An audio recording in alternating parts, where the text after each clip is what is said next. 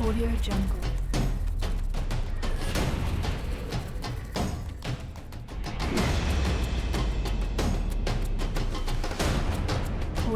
$300,000 supercars are typically powered by a raging V8 or V10 engine.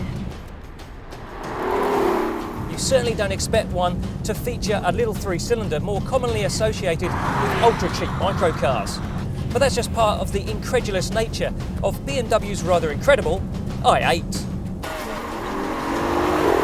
BMW i8's presented something of a conundrum to the judges at this year's Car of the Year.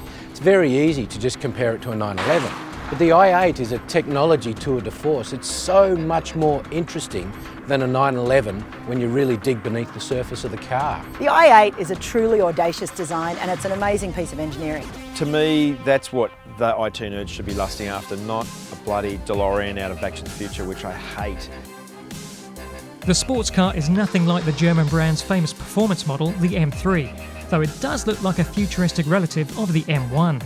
It sits at the opposite end of the spectrum to the i3 City car that won 2014 Wheels Car of the Year.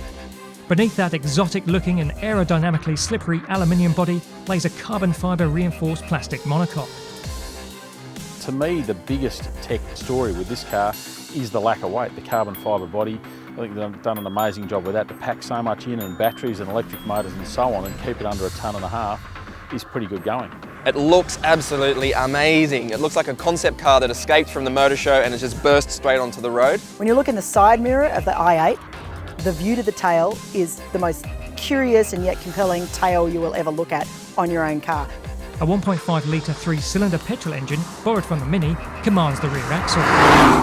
The consistent view of the judges is that this is the best-sounding three-cylinder engine in the world right now. The one thing about a pure electric engine, no matter how fast it goes, is you don't have audio. The i8 does it with a three-cylinder engine and does it incredibly well. It's the best sounding three-cylinder in the world.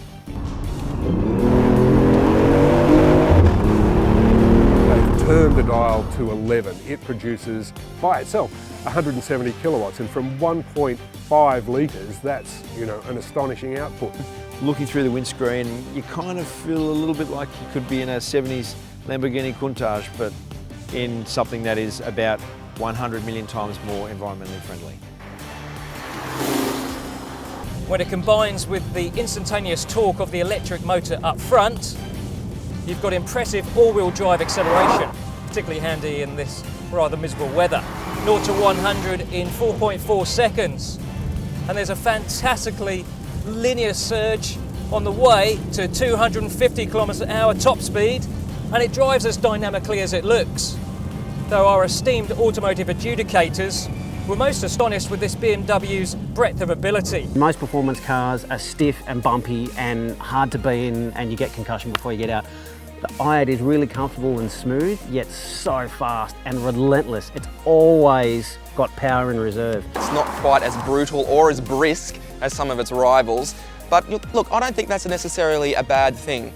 It's more a GT than an out-and-out sharp sports car, but it's impressive and there's nothing that can do what the i8 does. I think this is a car that, looks like a spaceship, but you could actually use it every day. The future's not tomorrow, the future's here now, and it's only going to get better.